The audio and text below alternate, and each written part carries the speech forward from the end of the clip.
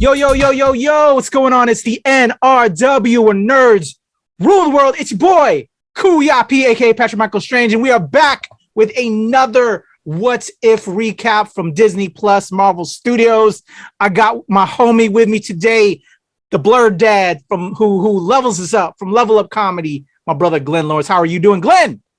What's going on? It's just another beautiful day in the multiverse. Yes. Although I wouldn't say the characters in this particular episode felt that way. I don't think they felt that way at all in this particular episode. So one character did.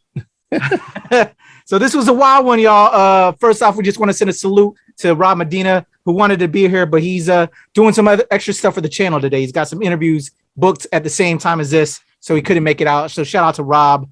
We're gonna have fun though. We're gonna get it cracking with me and your boy Glenn with What If Ultron won, y'all. What if Ultron won? Woo, this one was a doozy. Let me throw it to the trailer for this particular episode, and then we'll come back with me and Glenn breaking it down. So let's kick it to the trailer of What If Ultron won. What if? Here we go. Follow me. Enter the multiverse of infinite possibilities.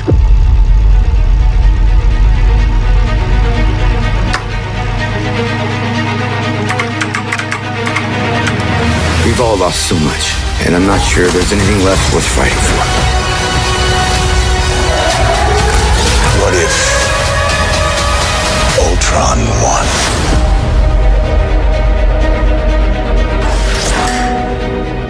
Boom! There you go. The trailer for What If Ultron won. It's me and your boy Glenn.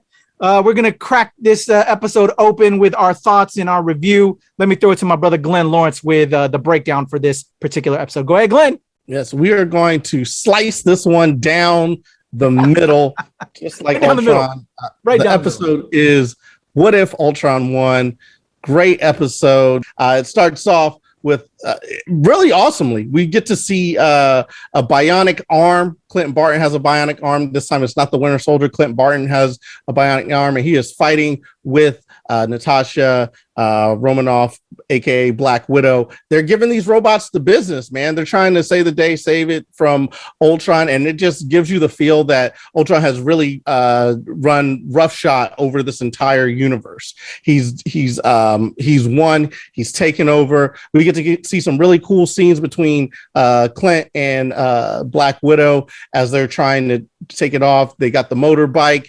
Clint has the bionic arm with the arrows, and he could like shoot multiples at a time. It's also very cool, man. And we get to see them basically kind of with their backs against the wall, trying to figure out what they're going to do against the ultimate threat of Ultron now that he has Vision's body.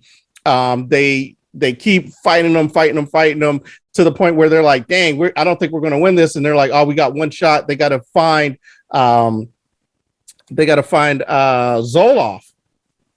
Zoloff, who is the other AI in this universe. Zoloff? So yeah, not Zola, Zoloft. Okay, I'll take that. I wasn't gonna let that slip by too quickly, man. I always want to call him Zoloff. Go ahead, brother. I always want to call him Zoloff. I'm sorry. But yeah, if you remember from Captain America and Winter Soldier, there are 3 AIs in this universe, in this Marvel universe, 3 big ones. You got, of course, Jarvis, which is the AI that Tony Stark had. Of course, Tony Stark had other ones, but they all kind of stem from Jarvis. And then, of course, you have Ultron, which was the AI created to save the world. It's supposed to be a suit of armor around the world to protect us, at which point, Ultron figures out that we are the problem and tries to exterminate us all, protect us by basically destroying us all. But we have Zola, who's the other AI that was created way back in the day. Dr. Zola was working heavily with Red Skull, and he uploaded his consciousness into an AI. So it's like one of the original AIs in this Marvel Cinematic Universe. They go to track him down. They do track him down. They're able to upload him into one of the Ultron bots so he could help fight back.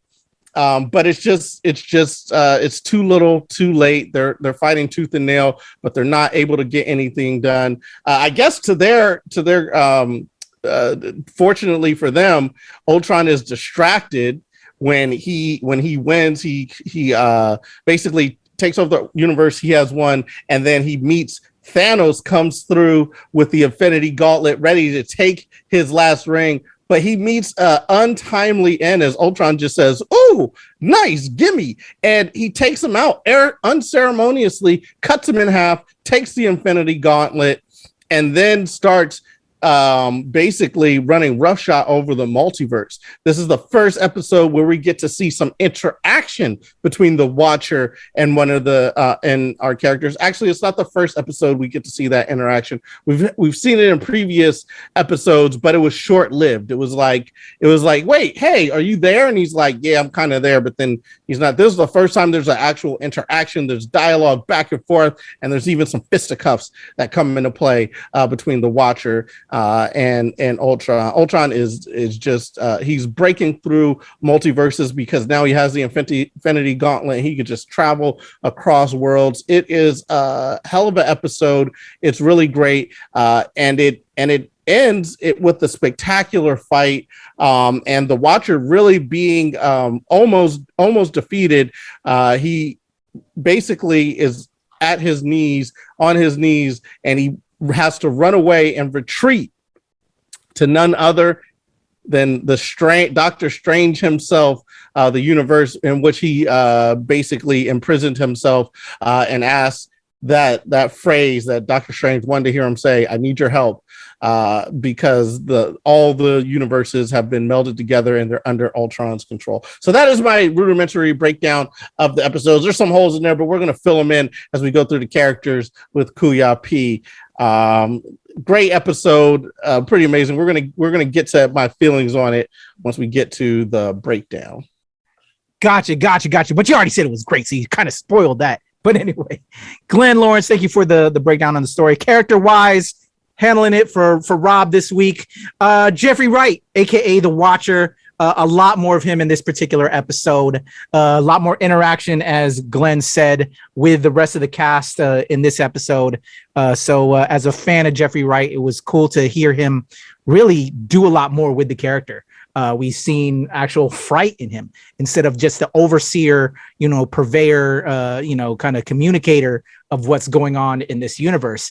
There's actually fear because of the power that Ultron gets in this episode. So that was cool to see that dynamic and see Jeffrey as the Watcher get his own suit of armor and fight it out a little bit with Ultron, but then he had to turn tail.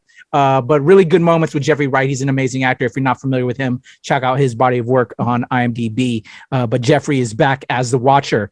This episode, Clinton Barton, Jeremy Renner, reprising his roles that we love from the films. Amazing. Jeremy killed it as usual. This time with bionic arm, as Glenn said, a la the Winter Soldier. So that was kind of cool to see that contrast and see, that's a likely thing that would happen after years of fighting. I'm sure a bad guy would eventually take out that arm to slow him down. But, hey, if there's anything that we learned from a Winter Soldier is we can replace that. And so to see Jeremy to still kick ass as Hawkeye with the bionic arm, super cool. And for Natasha Romanoff to help give him a hand, hint, hint, which was a hilarious joke, was pretty funny. So that was cool. Shout out to Jeremy Renner, killing it again as Clinton Barton. Natasha Romanoff, in regards to her, Black Widow, I'm assuming Scarlett was still fighting the case with Disney, that they still had her Lake Bell in there to do the voice. So we don't have Scarlett, we have Lake Bell. But Lake Bell is a phenomenal actress and suited for the character. She reprised the role again from a previous What If episode. So this just, here Lake Bell killing it. Again, if you heard from my commentary in the previous episode, was kind of surprised because we didn't have Scarlett. Lake Bell is still adequate because, again, she's a phenomenal actress. She did her part. Benedict Cumberbatch is back as Doctor Strange. We had him a little bit at the end, as Glenn said. So it was a great that, again, we're bringing back these characters that we love from the films as themselves, now doing it as a voice overall. So that was cool to see. So Benedict was back. Toby Jones as well was back as Arnim Zola with his role in this particular episode. He had a lot more to work with than he did in previous incarnations from the MCU cinematic. We got to see him actually have a little bit more flair and back and forth with Black Widow and Hawkeye. So I think Toby did a rather well job. And then especially when they put Zola's voice into the Ultron robot, that was cool, and have that interplay. A really great moment, I'm curious if you enjoy this too as well, Glenn, was because you can't really trust Zola. So once they put Zola into the Ultron drone robot, they took out the legs. We know, you know what I'm saying? We don't want you to come at us, Zola. You know, we're going to take the legs out from under you. So that was kind of cool to see. That was really well done. So Toby Jones back as Arnim Zola. Ultron was voiced by Ross Marquand, who was he did some other character roles. I think he took over for damn it, the name's escaping me, but he took over for Red Skull for the cinematic universe after they took out the other actor that the name is escaping me. But Ross is famous. Hugo Weaving. He replaced Hugo Weaving as Red Skull and maintained that even for the Endgame and Infinity War. And then I want to say Ross did some other voices within What If already. But what's interesting is Ross taking over for it's Spacey, right? Or Spader? James Spader. That was Ultron. Yeah, so that was an interesting change. I think it was adequate. I think Ross still has a commanding voice. I didn't mind it as much. Were you okay with Ross as Ultron in this, Glenn? Did you notice the difference, or were you kind of surprised? Wait, he was Ultron as well? Yeah, he was Ultron in this. No, I didn't even notice that. I was wondering if it was Spader. I was like, it sounds a little different, so I don't think it's him. But it didn't throw me off too terribly. It wasn't jarring. Okay. So yeah, Ross Marquand went from Red Skull to Ultron. Curious why they made that decision, but again, it was adequate for all of us. He still played the role, and I think Ross is more famously known as an actor from The Walking Dead as well. So shout out to Ross that got to do Red Skull and now Ultron. Other replacements in this, there was a lot more replacements in this episode in regards to some significant characters. Josh Keaton came back as Steve Rogers. He did other What Ifs, but again, it's not Chris Evans. Tony Stark was played by Mick Winger instead of Robert Downey Jr. And Carol Danvers was played by Alexandria Daniels. Again, some of these actors replaced those other key actors in other What If episodes, but it's just kind of curious why they didn't book the Rob RDJ and Chris Evans or Brie Larson back in these roles. Just kind of curious, but they still were adequate, I would say. Go ahead. I would guess money. You know what? It always boils down to money. But yeah, so those were some of the big voice over character changes in this. Let's get into the review, Glenn. In regards to this, should I lead us off, or do you want to take it back? I mean, it can go either way. I was really hyped for this episode. This was one of the most beautiful episodes, just the way that it came together and how it looked.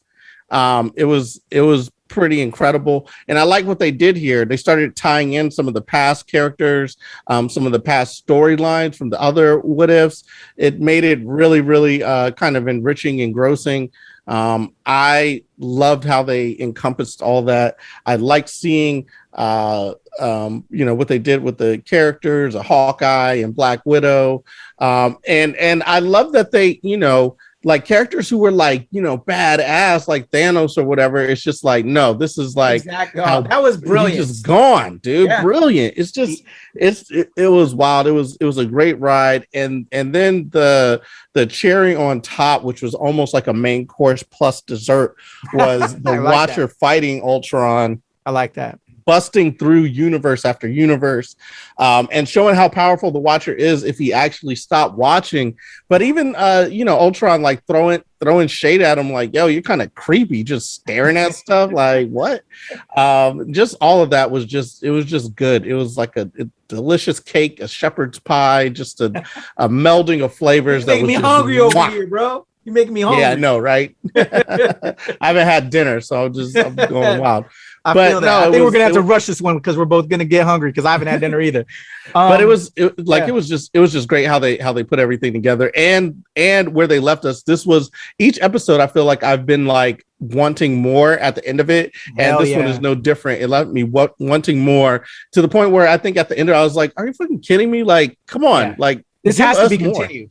This one has to be continued. I don't see how we bridge the gap, especially because the connective tissue between each of these what ifs was the watcher. You know what I'm saying? And building upon, and then obviously, you know, because the finale of this was going back to the Doctor Strange episode, that there's tissue, there's connective tissue in between all of these what ifs. So this has to now.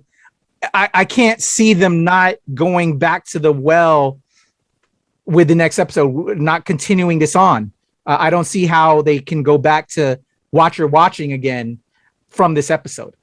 You know what I'm saying? Yeah. It wouldn't make sense because, you know, the Watcher was watching each episode. This one, he was now really pulled into this episode, you know? Yeah. So it's You know- gotta come back to this. You know what was interesting too about this episode, because we saw Loki and we saw how time and whatnot worked there, and how the Infinity Stones, they don't work when they are in the TVA. So I don't know if it's just basically in the TVA where the Infinity Stones don't work, or if they don't work if they're in the universe that they're not from.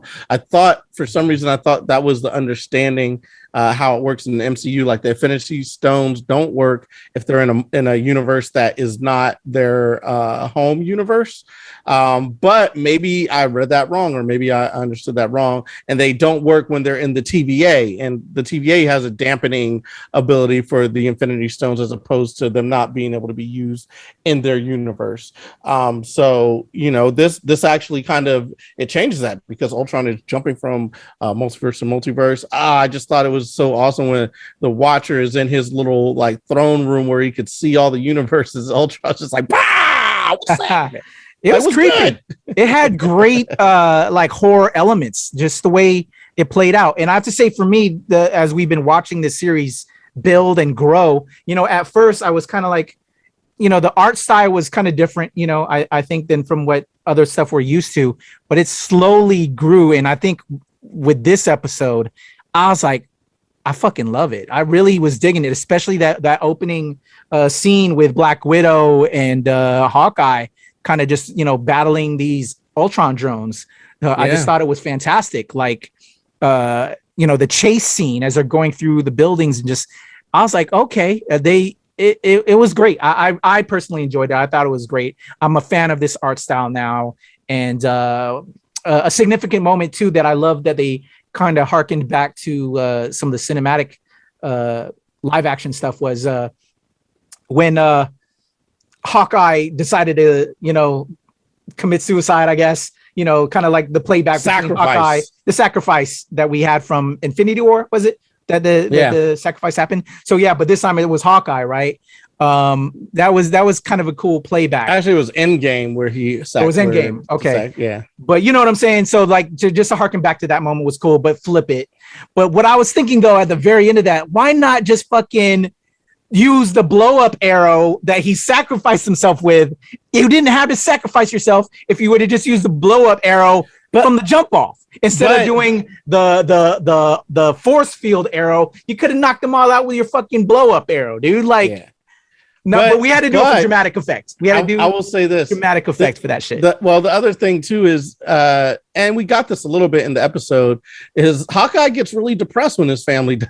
Like he's like, don't give me hope. I'm done. I don't want to he was already in the episode ready to give up. You know what I mean?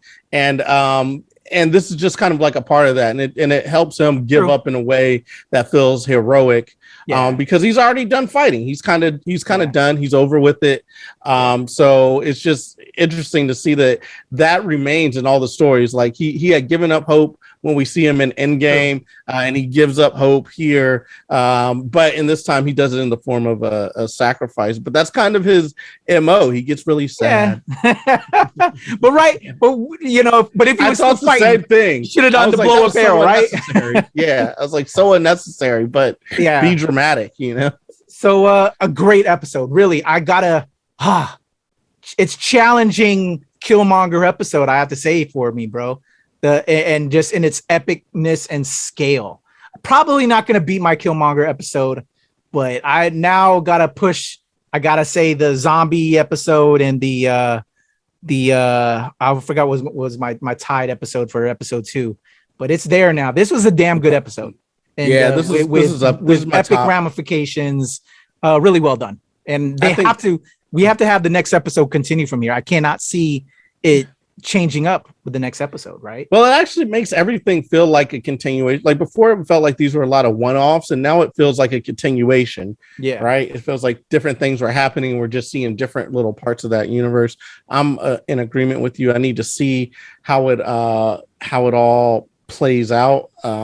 I really like this one. I'm putting it up there as my number 2. I think the Killmonger episode is definitely still my number 1. This overtakes the zombie episode, which I really, really dug. The zombie episode. This overtakes it. Just them going from multiverse to multiverse and fighting, seeing the Watcher being able to be a badass, and you were always thinking, like, is Jeffrey Wright going to be able to do more, because he's got such a dope voice, dope persona, dope presence to be the Watcher, and he only gets like a couple lines every episode. This feels like such a waste, and now we get to see it's not going to be wasted. And we got a payoff, and it's incredible, man. It's really cool, especially see him like wield his powers or whatever, and see how powerful Ultron is. Punching through universes is great. It's great. It really gives me excitement for what Doctor Strange is going to be, because if they're coming up with stuff like that for this, like Doctor Strange is going to definitely be on some crazy mind-bending stuff. I'm hoping. And will they continue this variant version into that? Because again, they're making this tie into the regular MCU. I'd be curious how it's going to tie in. I don't know. Are we going to see Kang? Is Kang how Ultron comes to an end? Because this Ultron seems pretty powerful, right? So real quick, I was looking on IMDb. The next episode 9, is the finale episode. There's gonna be a season 2 of another 9 episodes, but this is gonna be the last episode of this first season of What If. So it's gonna be interesting how they're gonna wind this all up. And, when's the second season come through for What If? Is that second season starts? They don't have a date yet. Don't have a date, but the new episode, as of this recording, is going to come out in 2 days. And so we'll see the finale. So they've got a lot to wrap up, brother. It's going to be very interesting to see how they're going to clean this up. It will be very interesting to see how they're going to clean it up, how they're going to make it all fit together. I thought that this was going to go right up until Hawkeye, I thought, same. Because Hawkeye starts in November. We're going to have a drought. Yeah, so we're going to have a 3-week drought. But then we're going to get inundated, because we're going to have Eternals. We're going to have Hawkeye. Then we're going to have Eternals, and we're going to have Spider-Man, just like boom, boom, boom, boom, boom. So we're going to be inundated. And word on the street is there's a little Venom right now out there, if you wanted to check that out. Yeah, that's the story. We didn't hype it up very much, because it isn't technically part of our regular MCU. But I think we may have to, get together, brother, to check that out and give our thoughts from what I've understood. Might have to see it. So with this what if episode, we'll wrap it up. Final thoughts. I'll throw it to you, Kuya P. What are your final thoughts on this episode? Like I said a moment ago, it's rivaling the Killmonger episode with Glenn. It's not overtaking it, I know, as you said, for you, Glenn, but it's battling it out. It's fighting. I don't know if again, Killmonger was pretty damn good, but it's battling it out. It's a rough one. But damn good episode. We have to have this part 2 in the season 1, episode 9 finale of this season. I can't wait. Dying to see what they're going to do. Happy they gave Jeffrey Wright a lot more to play with. Very well done. Very well done. They blow my mind. And I'm just anxious to talk about the next episode with you, Glenn. And then hopefully Rob will be back to just see how this winds it out. So there you go. That's my verdict on this. How about you, brother? Glenn Lawrence? Man, I got to see more of it. I loved it. I liked how they put all the characters together. I like their arcs, and I'm starting to give them a little bit of, leeway in terms of the backstory of what happens and how it, coalesces. There might be some plot holes, but I've actually suspended all disbelief with a bunch of this. You know what I'm saying? So now I'm just like, I'm in for the ride. I'm really enjoying it. I want to see what happens. I can't believe they did my man Thanos like that. They marked the motherfucker out the gate. Out, you know what I'm saying? He thought he was coming for the W. You know what I'm saying? That's like, you come from the W, you get just woo. You just get that joint sliced. How brilliant was that, though, man? It was because great. You got a cat that don't give zero fucks. It's a robot. Like he's programmed for one thing. Mm-hmm. He ain't gonna slice and dice with nobody. What? He was just like, oh, interesting, and then zip, and then took the gauntlet. Just wow, that right there was just like, that was price of admission right there. So anyway, really love the episode. Got to see more of it. Can't wait to do the final episode with you. Hopefully Rob comes back so you could yell at him again. What's more so you and I, but it's all love, brother. Yeah, exactly. So we could yell at him again. But this episode was nothing short of incredible. Can't wait to see more of this. It was fun. It was great. Oh yeah. So how can they reach out to you, Glenn? So everybody can reach out and talk to the Blurred Dad about what I switched it up a little bit. The new Twitter handle is Glenn Levels Up, also Blurred Dad Podcast.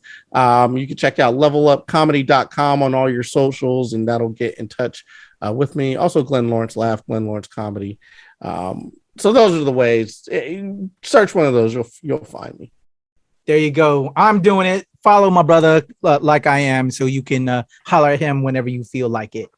For your boy Kuya P, Twitter, TikTok, IG, it's the legend Kuya P. Over at the Nerds of Color, and that's the Nerds of Color on everything. And of course, Show Pal Show, where I give you that Filipinx content. But of course, we're here at the NRW and at Release Wednesday with me, your brother Glenn, where nerds rule the world. Until next time, we'll see y'all. Deuces, where we answer or we ask, not answer, the question, what if? What if Patrick don't fuck up at the end again? What the fuck? We're out of here. Peace.